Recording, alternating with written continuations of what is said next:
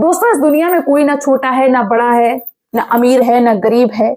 बस लोगों की जो सोच होती, जो थिंकिंग होती है, वही उनको या तो भिखारी बनने पे मजबूर कर देती है या तो करोड़पति बनने पे मजबूर करते, क्योंकि इंसान जैसा सोचता है ना, उसके साथ में वही सारी चीजें होने लगती हैं।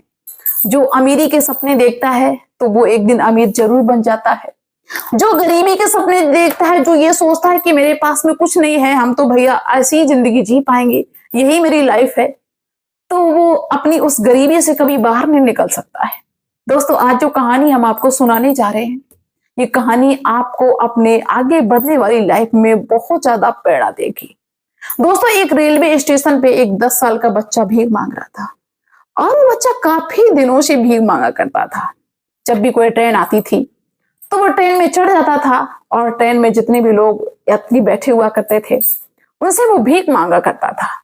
तो दोस्तों, क्या होता है कि कुछ लोग भीख दे दिया करते थे, कुछ लोग नहीं देते थे। ऐसे करके शाम तक वो जैसे तैसे इतने भी पैसे कमा पाता था, मांग पाता था कि जिससे उसको 2 वक्त का खाना मिल जाए। इससे ज्यादा कुछ नहीं कि भैया बहुत बड़ा बढ़िया घर बना लेगा, बहुत बढ़िया गाड़ी ले लेगा, इससे ज्यादा कुछ नहीं। दोस्तों, एक दिन की बात है कि उसी रेलवे स्टेशन पे एक बड़ा ही हट्टा कट्टा सूट बूट में आदमी आता है और ये बच्चा सोचता है, दूर से देखता है तो इसके दिमाग में ये आइडिया आता है कि ये कोई पैसे वाला आदमी है, अगर मैं इससे भीख मांगूंगा तो ये जरूर मुझे ज्यादा रुपए देगा, हो सकता है 1000-2000 दे दे। तो क्या होता है कि ये बच्चा जो था, ये उस सूट बूट वाले आदमी के पास में जाता है, क्योंकि सूट बूट वाला आदमी दूर से ही लग रहा था कि ये पैसे वाला है। तो ये बच्चा जाता है, ये बच्चा भीख मांगने लगता है कि बापूजी मुझे भीख दे दो। लेकिन उस सूट बूट वाले आदमी ने कहा कि मैं तुम्हें क्यों भीख दे दूं। बच्चा गिड़गिड़ाने लगता है।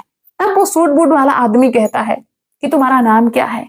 ये बच्चा कहता है कि मेरा नाम हर्ष है, मेरे माता पिता बहुत ज्यादा गरीब हैं, इसीलिए मैं भीख मांगता हूँ। तब वो सूट बूट वाला आदमी कहता है कि मैं एक व्यापारी हूँ और व्यापारी के नजरिए से मैं सब कुछ देखता हूँ। अगर तुम मुझसे भीख मांग रहे हो तो उसके बदले में अगर तुम मुझे कुछ वापस दे सकते हो तो मैं तुम्हें भीख दूंगा, क्योंकि हम लेन देन पे विश्वास करते हैं। मेरे अंदर बदले की भावना है।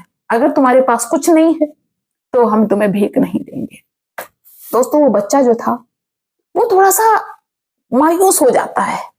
उसको कहीं ना कहीं ऐसा लगता है कि शायद है कि हम किसी को कुछ देते नहीं है, भीख मांगते हैं और उस भीख के बदले में हम किसी को कुछ देते नहीं है, शायद इसीलिए लोग हमें कम भीख देते हैं। अगर मैं इस भीख के बदले लोगों को कुछ देने लग जाऊं तो शायद है कि मेरे पास में भीख के बहुत सारे पैसे आ जाएंगे। दोस्तों, सूट बूट वाले आदमी ने कुछ नहीं दिया था। दोस्तों, वो ट्रेन में बैठ जाता है, जब उसकी गाड़ी आ जाती है और चला जाता है। लेकिन जो ये 10 साल का बच्चा था हर्ष, इसके दिमाग में वो बात छप जाती है कि अब मुझे कुछ तो ऐसा करना होगा जिससे कि अगर मैं जिससे भीख मांगू उसको मैं कुछ दे सकूं। लेकिन सबसे बड़ी टेंशन ये है कि देगा क्या भैया, उसके घर में है क्या। तब उसके दिमाग में एक आइडिया आता है कि जिस रेलवे स्टेशन पे मैं भीख मांगता हूं वहां पे कुछ दूरी पे बहुत सारे फूलों के पौधे खड़े हुए हैं, क्यों ना उन फूलों को मैं तोड़ लिया करूं और मैं जिससे भी भीख मांगा करूं उसको फूल दे दिया करूं गिफ्ट में, तो हो सकता है कि मुझे भीख ज्यादा मिल जाए करे। दोस्तों, उस बच्चे ने वैसा ही किया। वो बहुत सारे फूलों को तोड़ दिया करता था स्टेशन के पास से और भाई सबसे भीख मांगता था और जो भी भीख देता था उसको तुरंत फूल दे दिया करता था। लोगों को उस बच्चे का ये जो काम था बहुत अच्छा लगता है, लोग बड़ा खुशी से उसको भीख देते हैं। पहले जहां 100-200 ही उसको भीख में मिलते थे, अब तो उसको 1000 रुपए भी भीख में मिल जाते हैं। दोस्तों, अब उस बच्चे को और भी ज्यादा अच्छा लगने लगा, और भी ज्यादा एक्साइटमेंट कि और फूल हो तो और भीख मांग ले, और फूल हो तो और भीख मांग ले। दोस्तों, ऐसे ही दिन बढ़ते जाते हैं और धीरे धीरे क्या होता है कि कहीं ना कहीं उस बच्चे की थोड़ी सी स्थिति भी सुधरने लगती है। वो बच्चा थोड़े से कपड़े भी अच्छे पहनने लगता है। एक दिन की बात है कि फिर से वही आदमी जो सूट बूट में पहले मिला था, जिसने कुछ नहीं दिया था, वो उसी रेलवे स्टेशन पे आता है।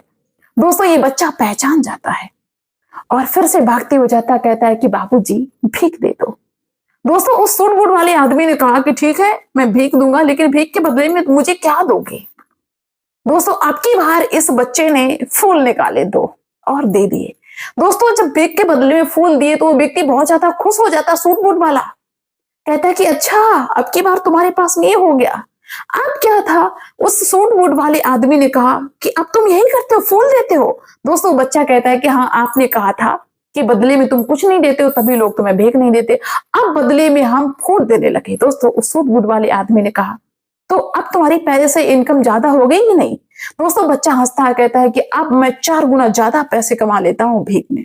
दोस्तों अब की बार उस सूट बूट वाले आदमी ने भीख भी दे दी और उससे फूल भी ले लिए, लेकिन अब की बार सूट बूट वाले आदमी ने यह कहा कि अब तुम भिखारी नहीं हो, अब तुम मेरे तरह व्यापारी हो।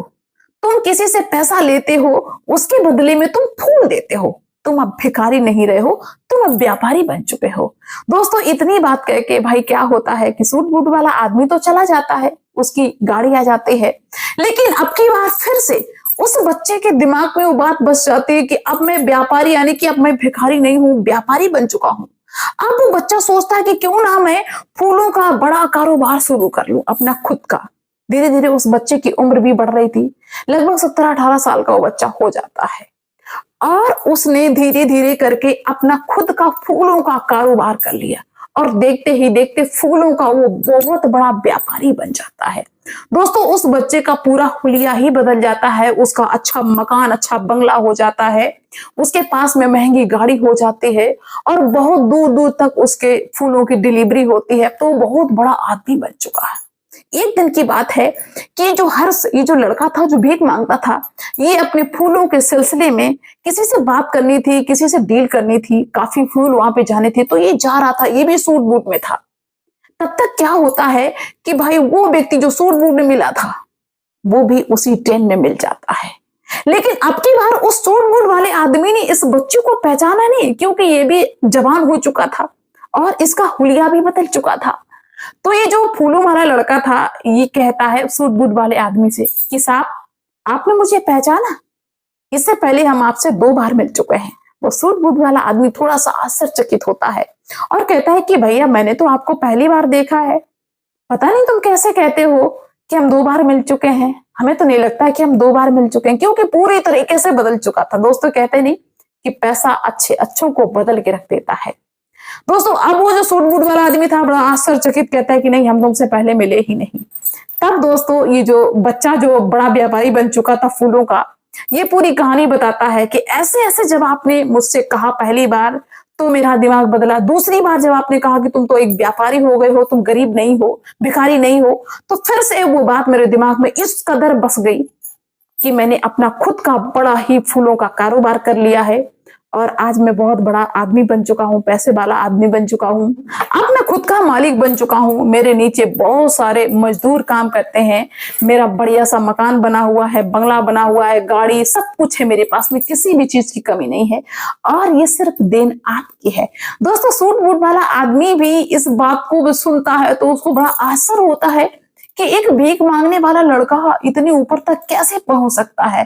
तो दोस्तों जो भी इस बात को सुनता है कि वहां पे बहुत सारे लोग होते हैं, सबको ही जब ये बात पता चलती है तो लोग अपनी दांतों तले उंगली दबा लेते हैं और बस इसी सोच में पड़ जाते हैं कि भाई जब तक इंसान की जो सोच होती है वो डेवलप नहीं करेगी तब तक वो इंसान आगे बढ़ नहीं सकता है।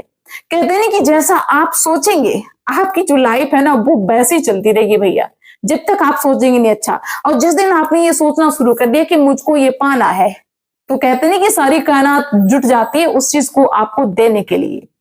तो बेशक भाई मेरे गरीब घर में पैदा हो, लेकिन अपने जो विचार हैं, जो सपने हैं, उनको गरीब मत रखो, उनको छोटा ना रखो, अपनी उड़ान को तेज रखो ताकि एक दिन आसमान को छू सको। और इस दुनिया में, इस धरती पे कुछ भी असंभव नहीं है।